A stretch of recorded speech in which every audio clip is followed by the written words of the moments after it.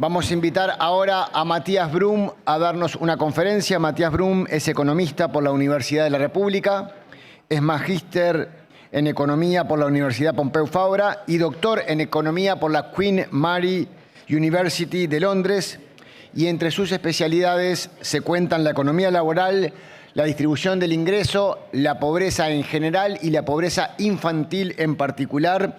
Damos la bienvenida al economista Matías Brum con un aplauso que nos va a hablar de 6 ideas para llevarnos a casa.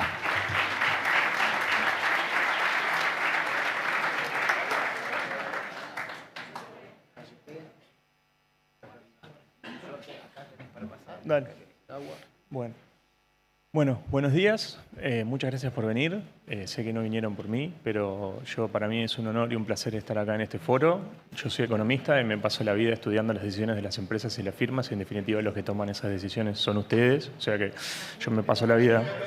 A ver, ahora sí, perdón.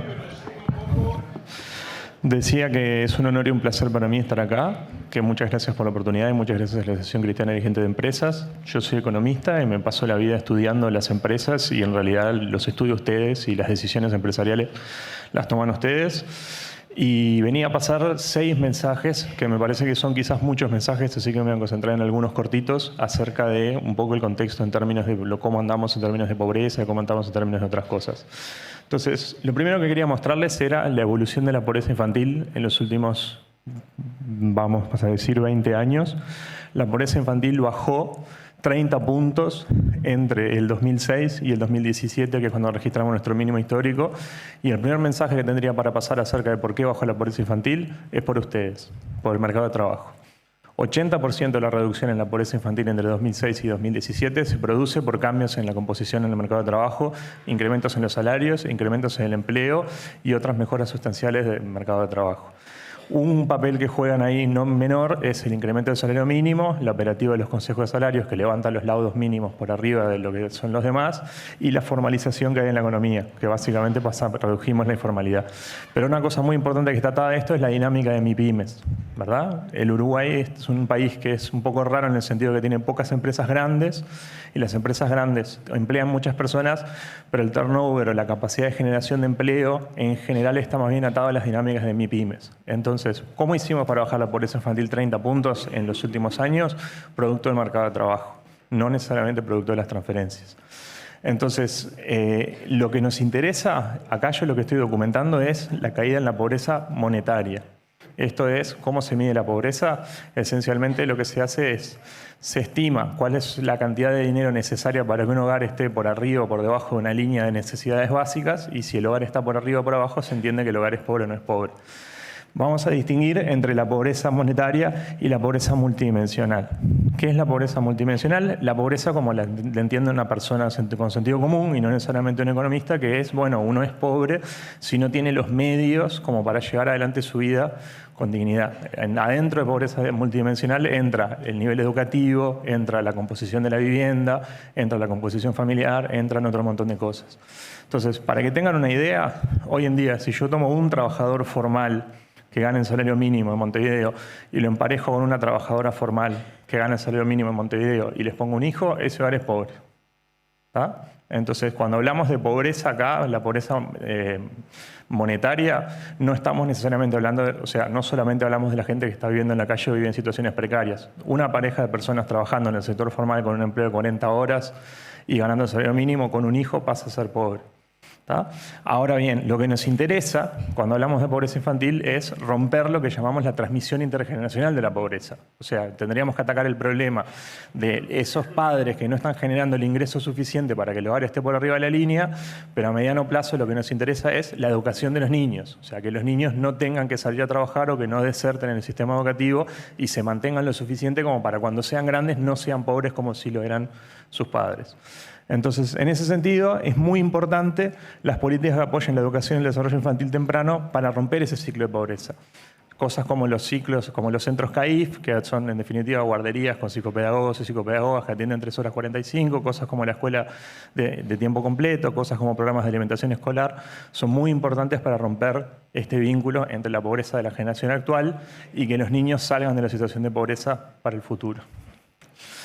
Acá tengo una batalla de datos para presentarles, que no me voy a detener demasiado en ellos. Sí, lo que le quiero decir es que una cosa relativamente obvia es que los pobres la pasan peor que los no pobres. Los pobres tienen menor ocupación, mayor desocupación, trabajan menos horas. Los pobres trabajan 30 horas, o sea, los pobres trabajan y trabajan 30 horas a la semana contra 40 horas a la semana que trabajan los no pobres. ¿Por qué trabajan menos los pobres? ¿Porque no quieren? No, en muchos casos porque no pueden, porque no tienen un sistema de cuidados que les permita salir a trabajar. Estoy pensando en una madre soltera que tiene un niño y el CAIF le atiende 3 horas 45 y necesita recurrir a otros arreglos familiares y otro sistema de cuidados para poder trabajar 40 horas. O sea, con un CAIF de 4 horas, ni modo que trabaje 8 horas, ¿verdad?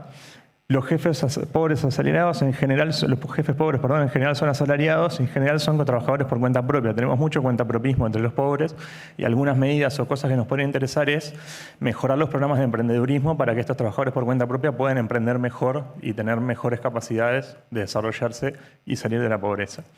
El titular del segundo mensaje, o sea, mi primer mensaje es: el mercado laboral explica el 80% de la reducción en la pobreza infantil. El mercado de trabajo importa mucho y el crecimiento económico importa mucho. Mi segundo mensaje es que hay justificaciones éticas para luchar contra la pobreza infantil. El niño no tiene la responsabilidad de haber nacido en el hogar que nació. O sea, el niño nace en el hogar que le toca y es la suerte, y en definitiva tenemos un deber ético de ayudar a aquellos que más lo necesitan, pero también hay una justificación de retorno económico. Está estudiado que cada dólar o cada peso que se invierte en políticas de primera infancia rinde mucho más en términos económicos, más adelante en términos de que el niño va a llegar a tener un empleo formal, terminar el liceo, pagar los impuestos, no caer en problemas de narcodependencia, no caer en problemas de delito. Entonces, invertir en pobreza infantil es una cosa que está justificada en términos éticos, que a mí me interesa, y en términos económicos, que en la realidad la parte que a mí personalmente menos me interesa venderles a ustedes, pero la venta sería, rinde desde el punto de vista económico invertir en pobreza infantil. Acá tienen una caracterización de los hogares pobres. Para los hogares pobres que tienen una madre referente, pueden ver que los hogares pobres son más grandes que los hogares no pobres, tienen más hijos, tienen menor probabilidad de tener un cónyuge en el hogar y tienen una tasa de ocupación mucho menor, y las horas trabajadas para las madres, que son los hogares que tienen una madre como jefe de hogar, son de 26 horas nada más, y la subocupación es del 31%. Esto apunta a lo que yo decía: no tenemos un sistema de cuidados que permita a las madres quieren salir a trabajar, pero no están pudiendo salir a trabajar porque están restringidas por el CAIF, están restringidas por los arreglos familiares que los cuidan a los niños solamente 4 horas. Una cosa importante que quisiera destacar es que la pobreza infantil está territorializada y segregada, ¿tá? Y esto no lo tengo en la diapo, pero podría presentarles un mapa de lo que nosotros ya conocemos. La pobreza infantil se concentra en el cinturón de Montevideo y además se concentra en las zonas fronterizas con Brasil. Tenemos situaciones en la frontera con Brasil de pobreza infantil cercana al 40%, lo cual es medio que un desastre, pero sabemos dónde está. Nos está faltando encarar territorialmente eso. Y podemos hacer una caracterización muy genérica de los hogares que son pobres, como hogares que son principalmente monomarentales, tienen baja calificación, tienen problemas de cobertura educativa, tienen inserción laboral precaria y concentrada. Vimos que hay una fuerte caída en la natalidad, esto debería ser una buena noticia. Las madres pobres están teniendo menos hijos porque quieren tener menos hijos. Y los implantes subdérmicos del MSP están ayudando en ese sentido a que las madres tengan el número de hijos que desean tener. Entonces, esto debería ser una buena noticia desde el punto de vista de la planificación familiar, que la gente logre tener la cantidad de hijos que quiera tener. La mala noticia es que si los pobres están teniendo menos hijos, tendríamos que haber visto una caída en pobreza infantil que no la vimos. O sea que lo que ha pasado en los últimos años es que hemos sumergido a más madres abajo de la pobreza, y esas madres están teniendo menos hijos, pero tenemos más madres abajo de la pobreza. ¿Cuál es la buena noticia? La buena noticia es que viabilizan políticas públicas. O sea, ahora voy a poner una diapo en un rato, pero, o sea, estamos hablando de una cantidad de niños ridícula para lo que es la magnitud del Uruguay. O sea, por año nacen 9.000 niños pobres. 9.000. O sea, no da para llenar un estadio chiquito del Defensor Sporting o alguna... O sea, tenemos más gente en eventos... O sea, hay más gente trabajando acá en esta zona de lo que son los niños que tendríamos que atender para luchar contra la pobreza infantil. Esto era el punto que iba a decir. Tenemos que llegar a 9.000 nacidos por año. O sea, desde el punto de vista de la política pública, desde el punto de vista de la política de la empresa, pensando qué es lo que tenemos que hacer responsabilidad social empresarial, tenemos que hacer acciones con nuestros empleados, pero tenemos que llegar a 9.000 niños nada más. Son 9.000 familias en realidad. pero no es un problema que a priori parezca tan grande y sin embargo, como sociedad, estamos medio que desnudos entre ella, ¿no? Y no estamos pudiendo concretar nada como muy concreto. La familia ha cambiado, ¿tá? Y yo tengo una compilación de datos sobre los cambios y lo que quisiera decir es que básicamente ha habido cambios en la estructura familiar. Las familias hoy en día son, a ver si tengo la diapo, no. Las familias hoy en día son más pequeñas, pero tienen mayor probabilidad de ser familias monomarentales o monoparentales y tienen más probabilidad de que sean familias con arreglos extendidos. Se viene a vivir el abuelo, se viene a vivir la abuela. Entonces tenemos hogares extendidos y composiciones familiares un poco extrañas, no es la palabra, pero un poco distintas a las composiciones familiares que teníamos en torno a 2006. Entonces la familia ha perdido un poco la capacidad de ser el soporte vital para tener capacidad o posibilidad de salir de la pobreza. De hecho, una de las estrategias de supervivencia de los hogares es acoplarse. Que el abuelo se venga a vivir a la casa, está la madre y el hijo con el abuelo y pueden hacer un pool de ingresos para lograr llegar a fin de mes. ¿Cuál sería mi sexto mensaje? Mi sexto mensaje sería, hay un montón de cosas que la empresa y que las ONGs pueden hacer, ¿verdad? Una primera cosa que se puede hacer es hablar con el INEFOP. El INEFOP es el Instituto de Formación Profesional que lo maneja el Estado, que tiene representantes del Poder Ejecutivo, representantes de las cámaras y representantes de los sindicatos, y tiene cursos y planes de calificación y recalificación. Entonces, les recuerdo lo que dije yo más temprano. Si yo tomo un trabajador formal que gana el salario mínimo y una trabajadora formal que gana el salario mínimo y tienen un hijo, son pobres. Entonces, no necesariamente estamos hablando de la gente de la calle, estamos hablando de que probablemente en sus empresas haya muchos casos de personas que están ganando por arriba del salario mínimo y sin embargo estén en condición de pobreza. Y eso no es responsabilidad de ustedes, no estoy diciendo eso. Lo que estoy diciendo es si tiene sentido o tiene interés conectarse con el INEFOP para tratar de capacitar o calificar a los trabajadores y que mejoren su nivel de calificación para que puedan acceder a mejores salarios y mejores condiciones de trabajo. La otra cosa que existe son los centros siempre. Los centros siempre son asociaciones entre el Estado, los trabajadores y los empresarios para armar centros de cuidado en los lugares de trabajo. Prácticamente no hay muchas fábricas más en Uruguay, pero la idea sería que la fábrica tenga una guardería y el Estado se compromete a poner una plata equivalente a la plata que pondría en el CAIF si los trabajadores y los empresarios chipean un poco y ponen un poco de dinero también y armar un sistema de cuidados que los centros siempre funcionan 8 horas.